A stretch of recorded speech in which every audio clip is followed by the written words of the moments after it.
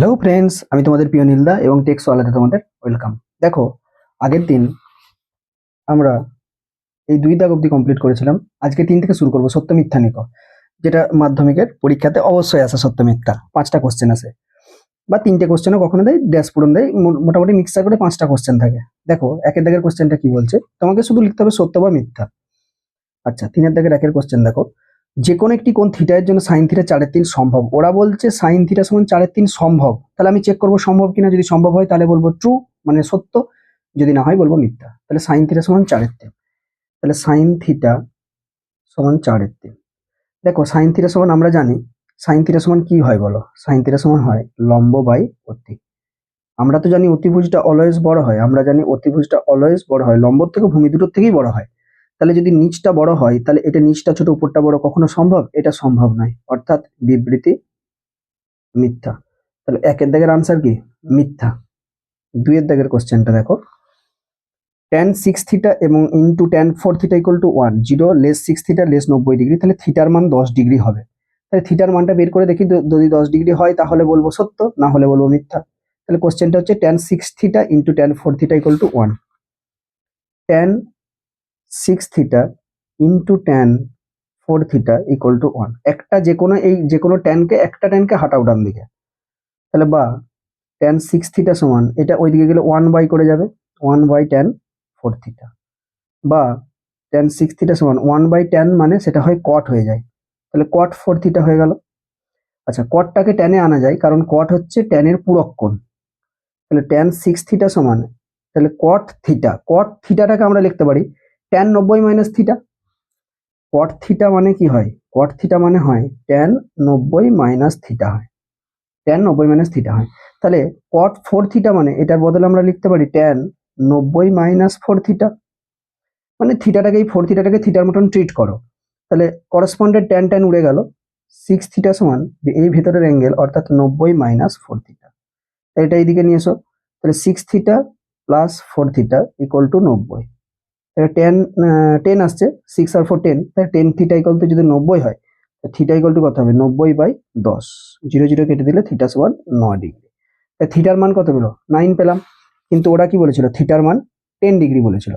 তাহলে এই 2 নম্বর কোশ্চেনটার আনসার কি? বিবৃতি মিথ্যা। 3 নম্বর কোশ্চেন দেখো, সাইন 30 ডিগ্রি প্লাস সাইন 60 ডিগ্রির মানটা নাকি সাইন 90 ডিগ্রির থেকে বড় হবে। তাহলে বাঁ দিকের মানটা বের করে দেখি। দেখো, সাইন 90 ডিগ্রির মান 1, এটা তো আমরা জানি। তাহলে এই মানটা যদি একের থেকে বড় হয় তাহলে বলবো সত্য, যদি একের থেকে ছোট হয় তাহলে বলবো মিথ্যা। বেশ, 3 নম্বর কোশ্চেনটা দেখো, sine 30 degree plus sine 60 degree, দুটো মানই জানি, তোমাদের মাধ্যমিকের বইয়ে দেখবে এই চারটাতে দেওয়া আছে সবকিছু। সাইন 30 ডিগ্রির মান হয় হাফ, প্লাস সাইন 60 ডিগ্রির মান হয় √3/2। দেখো, এর মান কত? 0.5, হাফ মানে কত? 0.5। আর দেখো √3/2, আচ্ছা ঠিক আছে, এটাকে এইভাবে, আচ্ছা এভাবে করলেও হবে। আর বা তুমি এক কাজ করো, এভাবে না করে এটাকে লসাগু করে নাও, 2 লসাগু করে নাও। 2 লসাগু করে নিলাম, তাহলে 2 1 কে 2, 1 প্লাস √3 হয়ে গেল, সমান 1 প্লাস, দেখো √3 এর মান অ্যাপ্রক্স 1.73 এরকম ধরতে পারো, বাই 2। তাহলে এটাকে যদি যোগ করো, অ্যাপ্রক্স 2.73/2 পাবে। তার মানে দেখো, উপরটা 2 এর থেকে বড়, নিচটার থেকে উপরটা বড়। তার মানে কি? ভগ্নাংশটি 1 এর থেকে বড়, কিন্তু তোমাকে কি বলেছিল? এটা 90 ডিগ্রি থেকে বড়। তোমাকে বলেছিল সাইন 30 ডিগ্রি প্লাস সাইন 60 ডিগ্রির মানটা 90 ডিগ্রি থেকে সাইন 90 ডিগ্রি থেকে বড়, অর্থাৎ 1 এর থেকে বড়। তাই তো আসছে, এটা তো গ্রেটার দেন 1, এটা তো গ্রেটার দেন 1 আসছে, কারণ দেখো উপরটা বড় নিচটার থেকে, তার মানে 1 এর থেকে বড়। তার মানে এরা সেটাই বলেছিল, অর্থাৎ এক্ষেত্রে বিবৃতি কি হয়ে গেল? বিবৃতি সত্য হয়ে গেল। তারপর দেখো, 4 এর দাগের কোশ্চেন, খুব interesting question. cos 0 degree into cos 1 degree, cos 2 degree, cos 3 degree, এরকম করে ডট ডট করে cos 90 ডিগ্রি এর মানটা এরা বলছে 1 হবে। আচ্ছা দেখি 1 হয় কিনা। যদি 1 হয় তাহলে তো সত্য বলবো। cos 0 degree into cos 1 degree into cos 2 degree dot dot করে ইন্টু cos 90 ডিগ্রি। দেখো, cos 0 ডিগ্রি ভ্যালু 1, cos 1 ডিগ্রির ভ্যালু, এগুলো সব রেখে দাও, cos 1 ডিগ্রি, cos 2 ডিগ্রি এরকম করে লিখে দাও। আচ্ছা, cos 90 ডিগ্রির মান কত হয়? 0। cos 90 ডিগ্রির মান কত হয়? 0। তাহলে দেখো, এই মানগুলো যাই হোক না কেন, আমার কার সাথে গুণ আছে? 0। আর আমরা জানি কোনো সংখ্যাকে 0 দিয়ে গুণ করা মানে তার আনসারটা কত হয়? 0 হয়। কিন্তু ওরা বলেছিল আনসারটা কত? 1। তার মানে এটাও কি হলো? বিবৃতি মিথ্যা। 4 নম্বর কোশ্চেনের আনসার বিবৃতি মিথ্যা। 5 দেখো, 0 less than alpha less or equal to alpha less or equal to 90 degree, মানে অ্যাকচুয়ালি ওটা সূক্ষ্মকোণ।